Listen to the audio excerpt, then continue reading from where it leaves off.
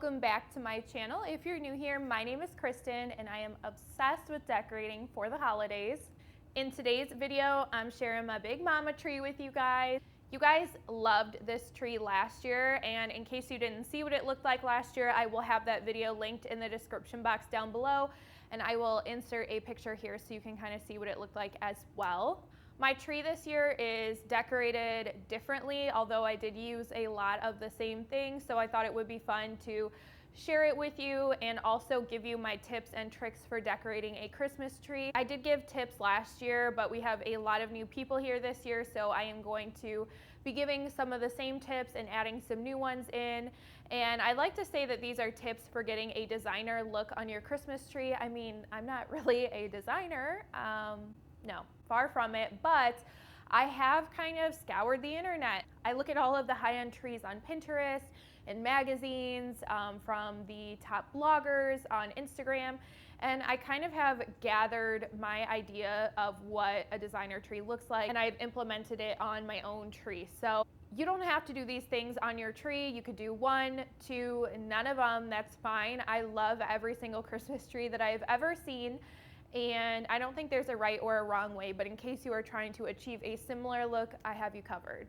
So without further ado, let's hop into these tips and tricks for getting a designer look on your Christmas tree. Tip number one, we're just gonna start at the top of the tree.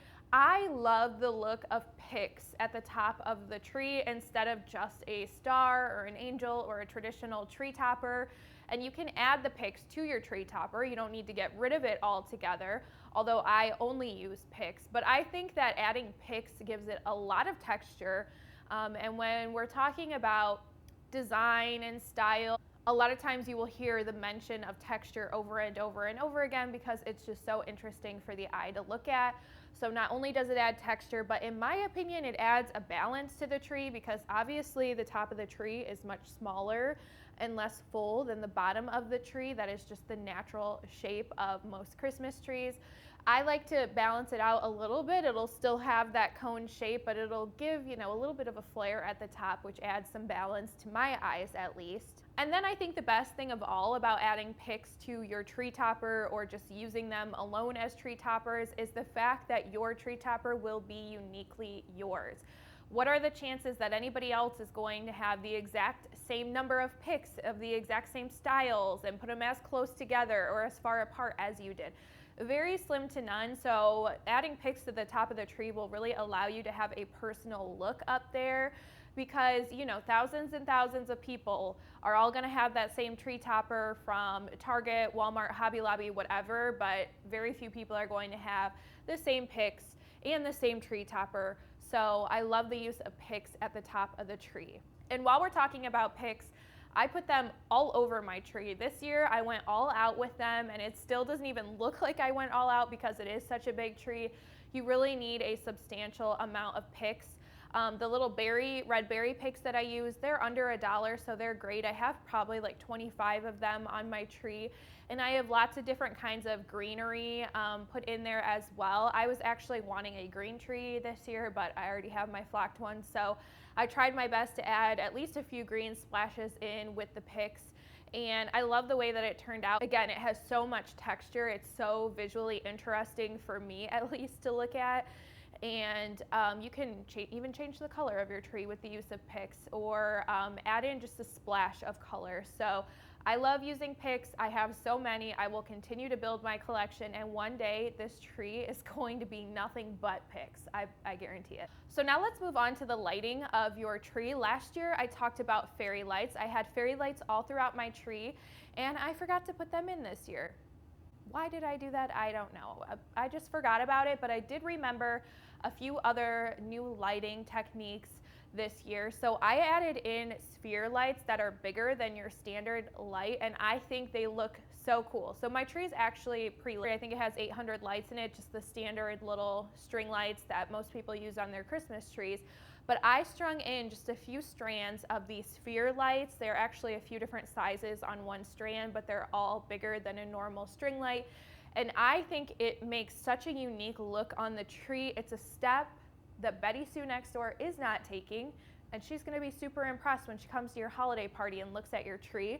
It's one of those things that you can't quite put your finger on, like, why is this tree so much different and unique and cool? And it's because you have additional lighting that's different than the norm. So I'll make sure to link the lights that I'm using in the description box below. I have 3 sets of the sphere lights on this tree. I've talked about them numerous times. You guys are probably sick of it, but they are going to be linked down below in case you're interested. Another route you can go, aside from the sphere lights and the fairy lights that I talked about last year, are the clip-on candles. I love these.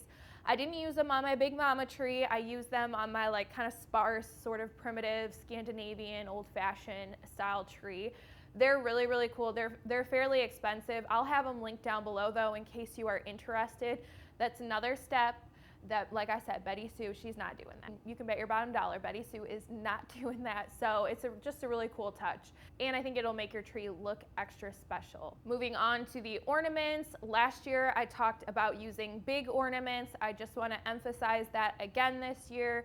I think a lot of us think that you use the normal size ornaments and then you scatter in a few big ones. I'm kind of the opposite, and I'm not talking like ginormous ornaments. I do have some of those. I didn't put any on the tree this year, but my normal, like most of the ornaments that are scattered among my tree are above the average size. I will show you guys a comparison of like a normal size ornament compared to the larger ones. I would say that I have probably like 65% larger ornaments and 35% of the average size, but it just looks more luxe to have bigger ornaments. I mean, let's be real, sometimes bigger is better, and in this case, I would say that using a lot of larger ornaments will give you a more high-end look.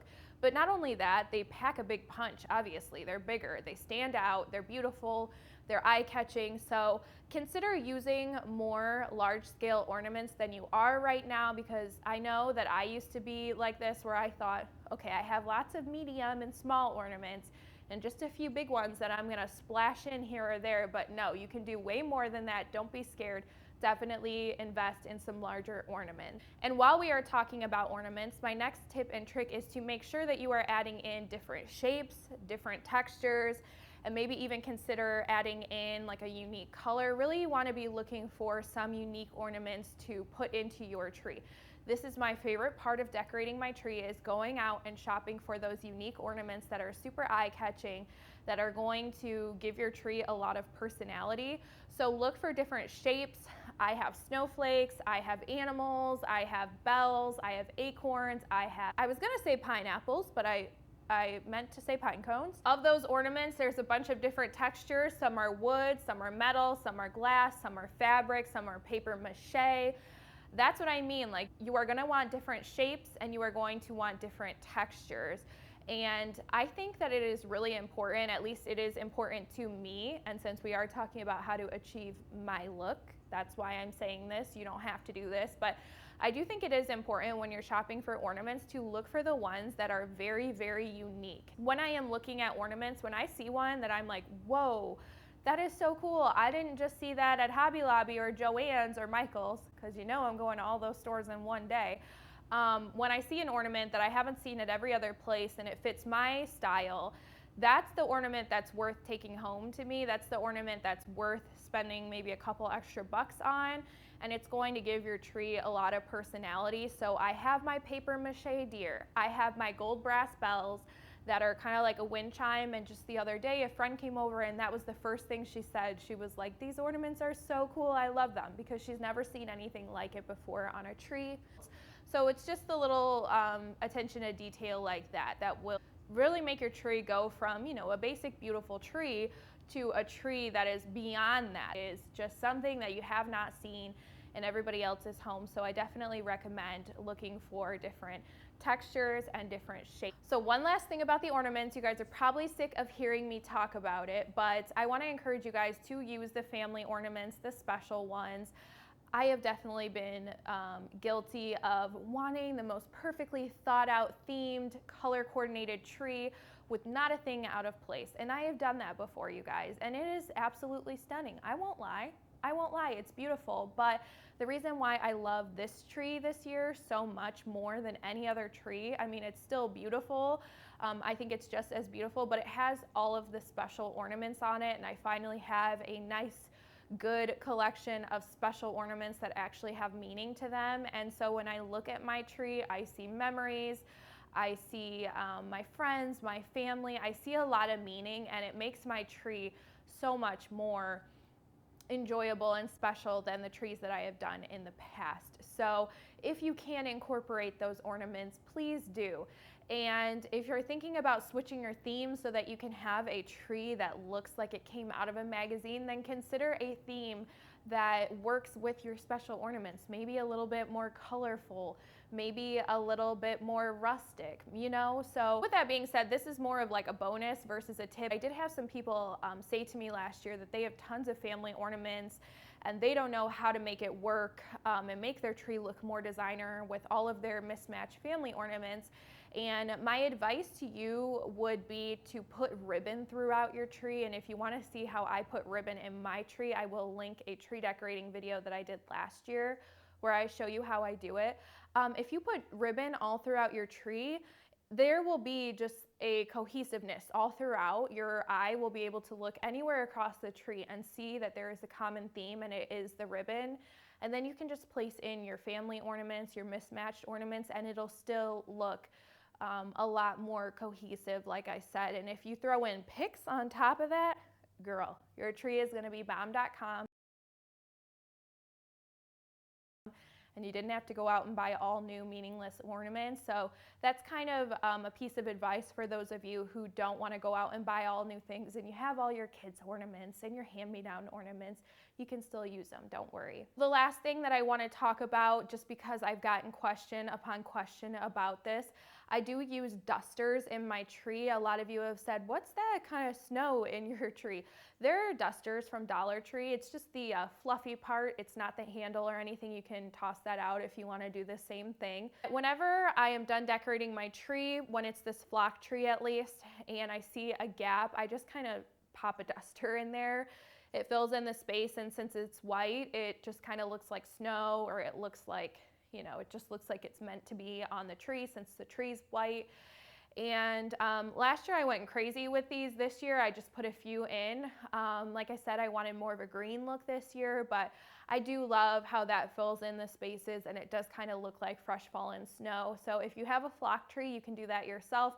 Just fill in your spaces with that, any gap you see in your tree, and make sure to kind of pull your lights out over top of the duster so that it doesn't block any of your lighting. And I think it gives you kind of the illusion of having a really full, expensive tree that doesn't have a bunch of gaps. You know, the cheap trees tend to have less branches. So this tree is just from Big Lots. I'll have this link down below for you guys as well in case you are interested. It's a pretty full tree, but it did need a little bit of help, and that's okay. It's worth it for me to spend a little less and dress it up a little bit more.